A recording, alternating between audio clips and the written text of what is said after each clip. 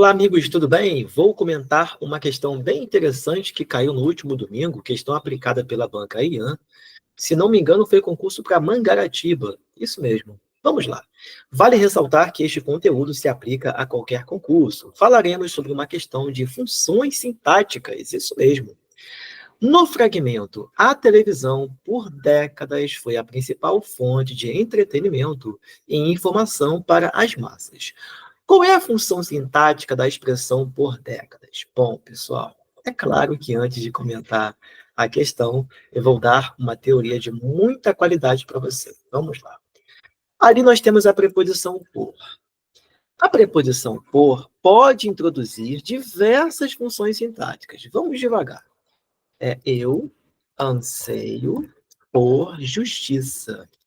Vejam só que interessante. Aqui eu tenho uma expressão que vem ali sendo iniciada pela preposição por. E essa preposição provém de um verbo. Afinal de contas, quem anseia, anseia por alguma coisa. Então, quando a preposição provier de um verbo transitivo,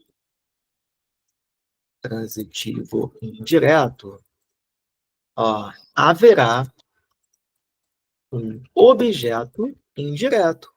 Vejam que aqui o termo regente, ou seja, aquele que exige a preposição, é um verbo. Neste caso, haverá um objeto indireto. Agora, se eu disser o anseio por justiça, é louvável. Vejam só que interessante. Novamente, eu tenho uma expressão sendo introduzida pela preposição por. Mas agora, quem está exigindo a preposição por? É um verbo? Não. Quem exige a preposição por agora é um substantivo abstrato. Inclusive, há ali um artigo antes dele, né? O anseio. Então, neste caso, não há um complemento verbal, porque esse complemento não provém de um verbo, mas sim de um nome. Quando a preposição provier de um substantivo abstrato,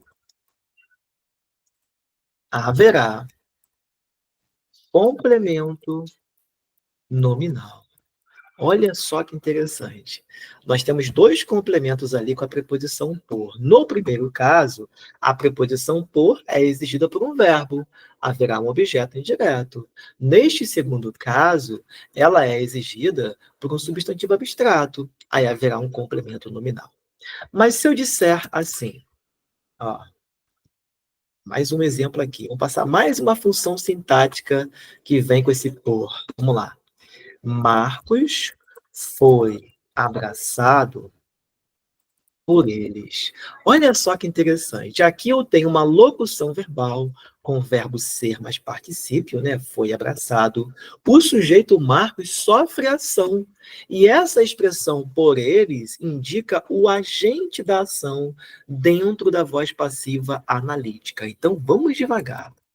Quando houver a voz passiva analítica, na voz passiva analítica, o sujeito sofre ação, e nós teremos uma locução verbal com o verbo ser.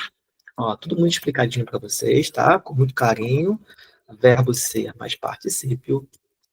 Ó, a expressão iniciada pela preposição por será um agente da passiva. Marcos, o que é o agente da passiva?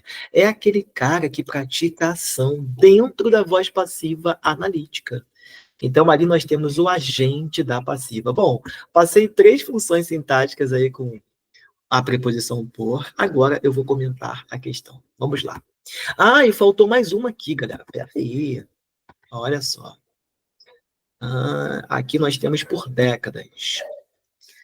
Bom, se eu disser assim, ele estudou por muito tempo a matéria, ó, de língua portuguesa. Olha só que interessante, galera. Olha só, vejamos aqui. Nós temos mais uma expressão sendo introduzida pela preposição por. Mas agora, essa preposição por é exigida por algum termo anterior? Não. Ali o sujeito é o ele, quem estuda, estuda alguma coisa, o verbo é transitivo direto. A matéria de língua portuguesa é o objeto direto. E essa expressão, por muito tempo, indica uma circunstância de tempo. Essa preposição não é exigida por um termo anterior.